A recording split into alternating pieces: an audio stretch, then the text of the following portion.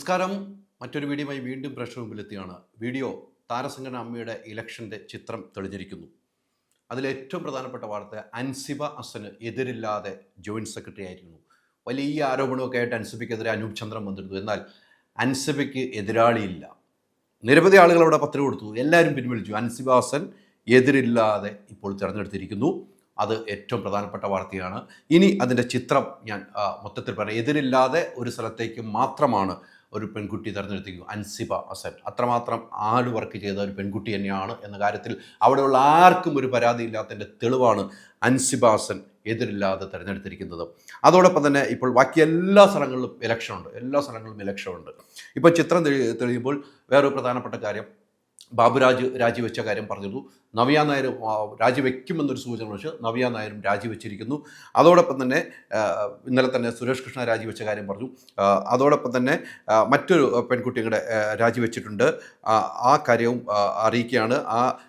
മറ്റേ ഈ സമയത്തേക്ക് അത് സംവരണ സീറ്റിലേക്ക് മത്സരിച്ച ശ്രുതി ലക്ഷ്മി രാജിവെച്ചു എന്നാണ് എനിക്ക് കിട്ടുന്ന വിവരം. ശ്രുതി ലക്ഷ്മി രാജിവെച്ചു. ഇപ്പോൾ ചിത്രം തെളിഞ്ഞിരിക്കുന്നു. അൻസിബ ഹസന് എതിരില്ല. അനൂപ് ചന്ദ്രൻ എന്തൊക്കെ ആരോപണം ഉന്നയിച്ച് അദ്ദേഹത്തിന് ഇപ്പോൾ കേസും കൊടുത്തിട്ടുണ്ടല്ലോ. അദ്ദേഹത്തിൻ്റെ ക്രിമിനൽ കുറ്റത്തിന് കേസെടുക്കാൻ വേണ്ടി സൈബർ സെൽ ഒരുങ്ങുന്നു എന്ന വിവരം കിട്ടുന്നു. മുഖ്യമന്ത്രിക്ക് പരാതി നൽകി, എല്ലാവർക്കും പരാതി നൽകി. അത്തരമൊരു കേസുമായിട്ട് അൻസിബ ഹസൻ മുന്നോട്ട് പോകുന്നു. ഇപ്പോൾ ചിത്രം തെളിയുമ്പോൾ പ്രസിഡന്റ് സ്ഥാനത്തേക്ക് മത്സരം നടക്കുന്നു. അത് നേർക്കുനേരെയാണ്. ശ്വേതാ മേനോനും ദേവനുമായിട്ട് പ്രസിഡന്റ് സ്ഥാനത്തേക്ക് ഇലക്ഷൻ നടക്കുന്നു. വൈസ് പ്രസിഡന്റ് സ്ഥാനത്തേക്ക് എനിക്ക് കിട്ടുന്ന വിവരം അനുസരിച്ച് ലക്ഷ്മി പ്രിയയും നാസർ ലത്തീഫും ജയൻ ചേർത്തലയും 3 പേരാണ്. 2 വൈസ് പ്രസിഡന്റുമാരാണ് വേണ്ടത്. അവിടെ 2 പേരാണ് വരുന്നത്.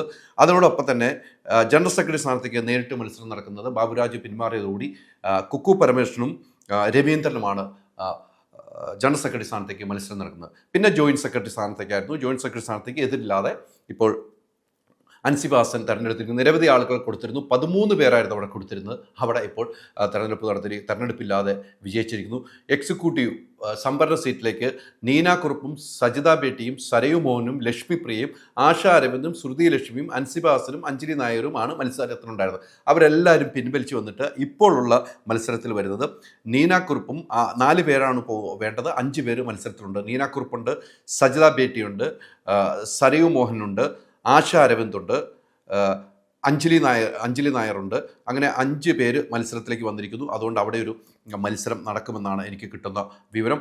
അതോടൊപ്പം തന്നെ എക്സിക്യൂട്ടീവ് ജനറൽ വിഭാഗത്തിലേക്ക് നിലവിൽ 7 പേര് വേണ്ട സ്ഥലത്തേക്ക് 8 പേരുണ്ട്. അവിടെയും മത്സരം വരുന്നു. അവിടെ ഉള്ളത് ഇപ്പോൾ കൈലാഷുണ്ട്, സിജോയുണ്ട്, ഡോക്ടർ റോണിയുണ്ട്, ടിനി ടോമുണ്ട്, സന്തോഷ് കീഴാറ്റൂറുണ്ട്, നന്ദു പൊതുവാളുണ്ട്, ജോയി മാത്യുണ്ട്, വിനു മോഹനുണ്ട്. ഇതാണ് ഇപ്പോൾ ഫൈനൽ ലിസ്റ്റ് വന്നിരിക്കുന്നത്. ഇങ്ങനെയാണ് ഇപ്പോൾ തെരഞ്ഞെടുപ്പ് വരുന്നത്. ഈ ചിത്രമാണ് ഇപ്പോൾ തെളിഞ്ഞിരിക്കുന്നത്. ബാക്കി എല്ലാവരും പിൻവലിച്ചുകൊണ്ടാണ് ഇത്രയും ആളുകൾ തെരഞ്ഞെടുപ്പിൽ വന്നിരിക്കുന്നത്. എന്തായാലും വലിയ മത്സരത്തിലൂടേക്ക് പോകുന്നു. അതിൽ ഏറ്റവും പ്രധാനപ്പെട്ട കാര്യം അൻസിബ എതിരില്ലാതെ തെരഞ്ഞെടുക്കപ്പെട്ടിരിക്കുന്നു. അൻസിബയ്ക്കെതിരെ എന്തൊക്കെ ആരോപണമാണ് ഉന്നയിച്ചിരുന്നത്. അൻസിബയ്ക്കെതിരെ വളരെ മോശമായ നിലയിലാണ് ഒരു മത്സരാർത്ഥി പറഞ്ഞത്. അദ്ദേഹത്തിനെതിരെ കേസും നൽകിയിട്ടുണ്ട്. ആ കേസ് അന്വേഷണത്തിലേക്ക് പോകുന്നു. ഇനി ആ കേസ് എന്താണ് ചെയ്യുന്നതെന്നാണ് നമ്മൾ കാത്തിരുന്ന് കാണേണ്ടത്. എന്തായാലും താരസംഘടന അമ്മയിലേക്ക് വാശിയേറെ മത്സരം നടക്കുന്നു. ഓഗസ്റ്റ് 15-ാം തീയതിയാണ് മത്സരം നടക്കുന്നത്. എന്തായാലും ട്രഷറർ സ്ഥാനത്തേക്കുള്ള മത്സരവും ജനറൽ സെക്രട്ടറി സ്ഥാനത്തേക്കുള്ള മത്സരവും വൈസ് പ്രസിഡന്റ് സ്ഥാനത്തേക്കും പ്രസിഡന്റ് സ്ഥാനത്തേക്കും എക്സിക്യൂട്ടീവ് സ്ഥാനത്തേക്കുള്ള മത്സരവുമാണ് നടക്കുന്നത്. ജോയിൻറ്റ് സെക്രട്ടറി സ്ഥാനത്തേക്ക് മാത്രം മത്സരമില്ല. അൻസിബ ജയിച്ചതായിട്ട് ഔദ്യോഗികമായിട്ടുള്ള പ്രഖ്യാപനം ഉടനുണ്ടാകും. എതിരില്ല എന്ന് പറയും.